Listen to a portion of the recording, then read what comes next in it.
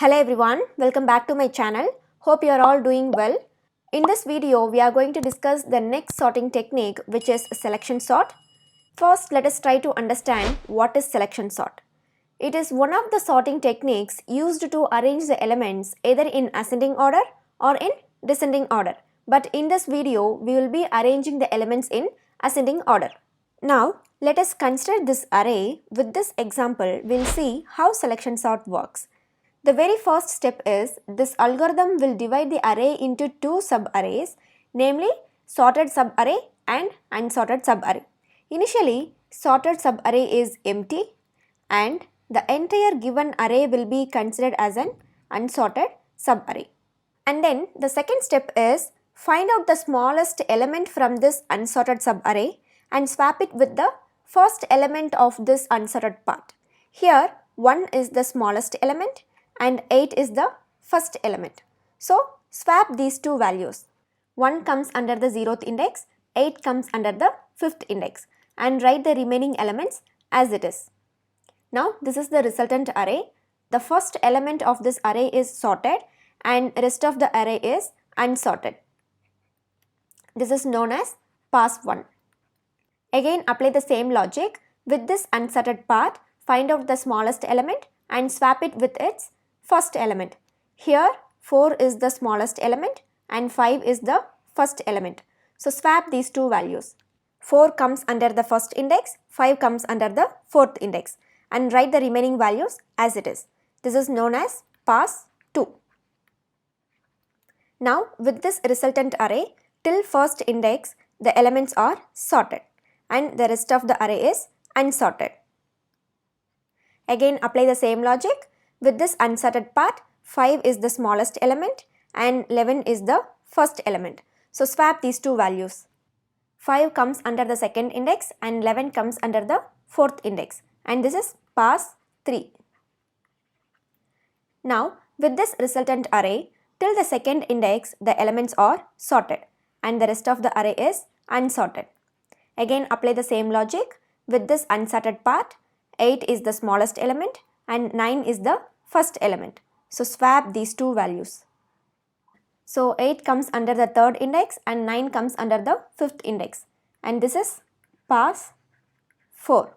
Now with this resultant array, till the third index the elements are sorted and the rest of the array is unsorted. Again apply the same logic. With this unsorted part, 9 is the smallest element and 11 is the first element. So swap these two values. Now with this resultant array, till index 4 the elements are sorted and the unsorted part has only one element. So we can stop it here, because when n-1 elements are sorted, then the nth element will automatically go to its correct position, right? So we can stop it here and the given array is completely sorted. Now let's see how to convert this logic into a program, or you can say how to write a program for selection sort. Here the logic is we are doing some number of passes, and on each pass we are finding the smallest element and swapping it with the first element of the unsorted part. Now with this example, 5 passes are required when array size is 6. So in general, n-1 passes are required when array size is n. So write one for loop. I is 0, I is less than n-1 and I++. Here I is initialized with 0, so the condition should be less than n-1, not less than or equal to n-1, because I is starting from 0. And in each pass we are linearly searching the smallest element. So how does the linear search algorithm work? It will consider the first element of the unsorted part as a minimum element and compare it with the every other element. So we need one more loop that runs from 1 to 5, that is I plus 1 to less than n. So minimum index is equal to I, because I is also pointing to the first element of the unsorted part. And then for comparison, j is equal to I plus 1 and j should be less than n and j plus plus. And then if any element is less than this minimum element, then update the minimum index. So if array of j is less than array of minimum index, then minimum index is equal to j.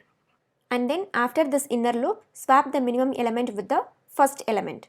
Here this minimum index will hold the index of the smallest element and I holds the index of the first element.